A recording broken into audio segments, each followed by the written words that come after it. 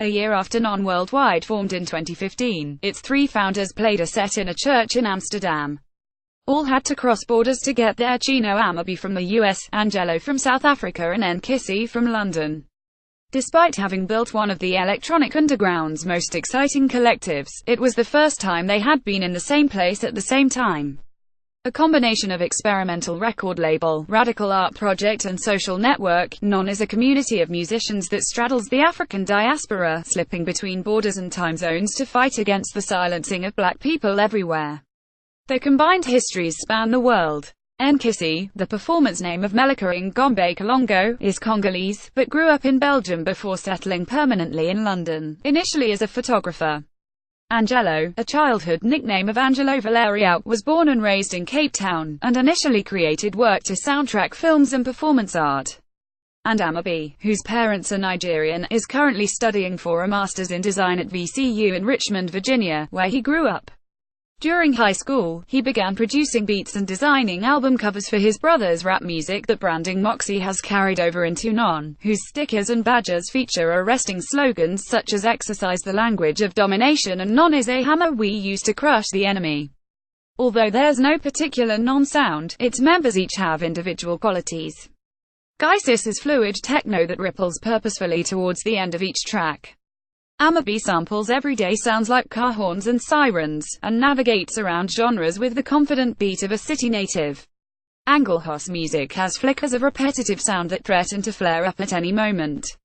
You're listening to our music, and then the track is over, and you're like, okay, where was I? Nkisi explains over the phone from Belgium. The track is 2 minutes long, but you feel like you've been transported to another world for the whole day. Their signings range from Johannesburg performance artists FAKA, a duo who match suave attire with poised dance moves whilst exploring black queer identity, and London-based Zimbabwean artist Ferai, whose music video for Lion Warrior featured some of the London diaspora's brightest young things, including stylist Ib Kamara and eco-associate poet Belinda Jawi. We try to bring physicality into the online world and also the virtual experience into the physical world, Chino tells me over Skype. It is our time to get our reparations. Angelo photographed Non-Worldwide. Their platforming of scattered African voices is a kind of decolonization process, unpacking how the legacy of colonialism continues to affect black people globally. Their Non-Exchange program at London's Eco Gallery discussed the creation of social spaces that disrupt the flow of power, and Angelo has described how the Non-released EP Emancipation, a collaboration between Angelo and FAKA's Desire Maria, is for black queer trans communities. It is our time to get our reparations, and reclaim our erased narratives. Much of NON's output confronts power structures that exclude black people and, as the title of Angelho's EP suggests, looks to emancipate them from that framework. The internet acts as an intercontinental forum for discussions. Amabi calls Non a leg up for black people to tell their own stories. How can we use the technology we have now to create and write our experience, before those themes are written about us? Non are not the only underground musicians with cross-continental networks, joining the likes of London-based Bala Club, Stockholm's STAYCORE and Mexico's NAFI, with whom they've collaborated. The beauty of collectives is that they're a constant experiment. In a weird way, they're like research on how to be with other people, says Nkisi, explaining how her non-collaborators have grown into friends as well as artists. The trio are hugely collaborative. Amabi created artwork for Angelho's Emancipation EP, while Angelo is performing at Opaque Poetics, a one-day music festival curated by Nkisi later this week, with a program of artists and producers creating temporary, immersive soundscapes.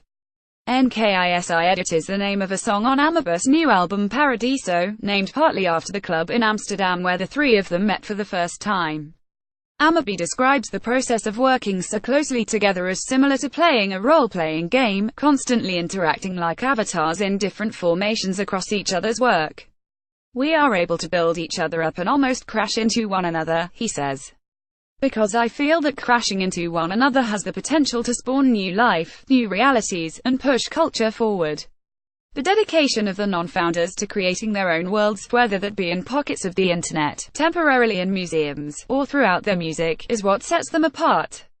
In a weird way, it's like magical realism, to work with the senses and be able to put people in a type of trance, says Nkisi, explaining what draws her towards making music.